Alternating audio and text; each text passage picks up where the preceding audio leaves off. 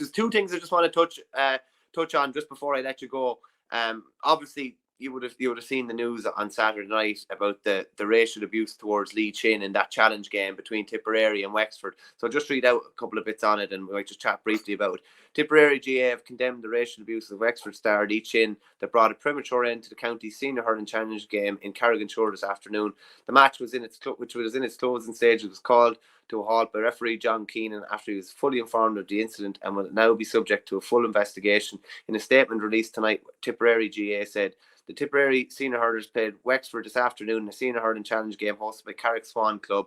Unfortunately, as the game entered the closing stages, a member of the public who was not connected to either Tipperary GAA or the Carrick Swans Club made racial comments which were directed at a member of the Wexford team. Tipperary GAA wished to state quite clearly that this kind of behaviour is totally unacceptable and has absolutely no place in our games and in our society. Tipperary GAA, along with the senior hurling management, players and the Carrick Swan GAA club, do not condone this type of behaviour and wish to distance ourselves from any such comments. I know you've probably seen maybe the video going around online or various bits and pieces.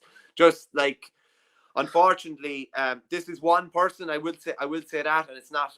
I don't think it's reflective of a whole society. But like this sort of thing should not be going on at GAA games. And just awful comments. And I know there was a lot of kids around the person that said it as well. I think this is something that needs to be dealt with, you know, as severely as they come, I have to say. What, you know, I mean, it's not the fault of the GAA that this happened, and the GAA, in fairness, have made, many years ago, went and created, the sanctions for these kind of offences, and like, they've outlined many times, and these things have been enshrined in motions in Congress about the abhorrence of any kind of discrimination on the basis, on the grounds of sexuality, race, anything that can be misconstrued, or anything that can be used as a weapon against somebody. It's cut and dried. The investigation will be cut and dried. There's video evidence there. The culprit will be identified. I would say, I don't know how Lee Chin would feel about it, but I would say there's a little bit sanguine. Shouldn't happen. Nearly half feel that it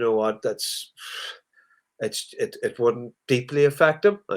I would hope it. Unfortunately, probably because he's used to it, which is not a good thing either. And if you know what I mean, like, yeah, but also too, like, this is a man who's very self-assured. Hopefully, like, I don't know. I've never even had a conversation with him. I don't know. Maybe this could really, really damage him and dinge him. I would hope not, but. Like, you can see that he has the absolute love and loyalty of all his teammates. That straight away is completely apparent. He's got the respect of the entire GAA community. It's the way he plays the game. Like, up north, people would talk about Lee Chin and the time that he has for people, the time he has for the game of hurling. He's just one of these exemplary people in society, anyway, that people have a great deal of time for. So I think that it'll all be dealt with. It'll all go through the proper processes. Maximum sanction will apply, I would imagine. And unfortunately, we have to move on and know that something like this will probably occur again sometime.